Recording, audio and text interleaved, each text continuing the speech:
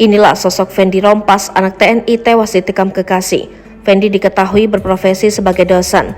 Sebelum peristiwa naas itu, sempat terjadi cekcok antara keduanya di sebuah kamar kos. Kasus pembunuhan viral kini terjadi di Minahasa, Sulawesi Utara.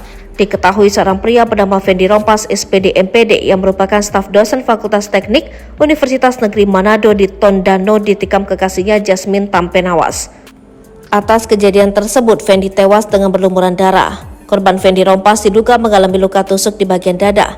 Korban sempat dilarikan ke RS Samratulangi Tondano, tapi nyawa tak tertolong.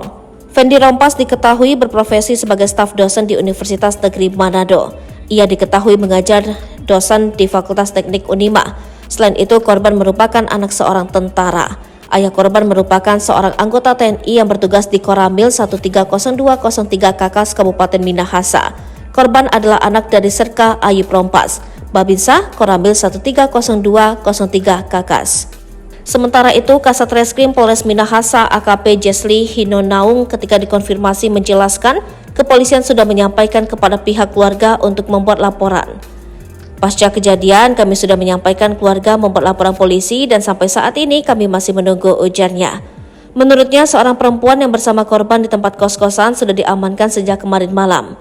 Kami sudah amankan dan sementara kami mintai keterangan lebih lanjut dan belum ada penetapan tersangka, jelasnya. Hinonaung menyebut masih akan memeriksa sejumlah saksi tambahan untuk dimintai keterangan. Karena kan ada saksi dari mahasiswa dan mereka sementara berkuliah. Nanti kalau sudah selesai belajar baru kami mau minta keterangan, jelasnya. Dia pun menjelaskan lokasi kejadian telah dilakukan polis lain. Hanya kamarnya saja yang kita polis lain, tidak seluruh tempat kosnya, jelasnya. Informasi tambahan menjelaskan jika ayah korban merupakan seorang anggota TNI yang bertugas di Koramil 130203 Kakas Kabupaten Minahasa.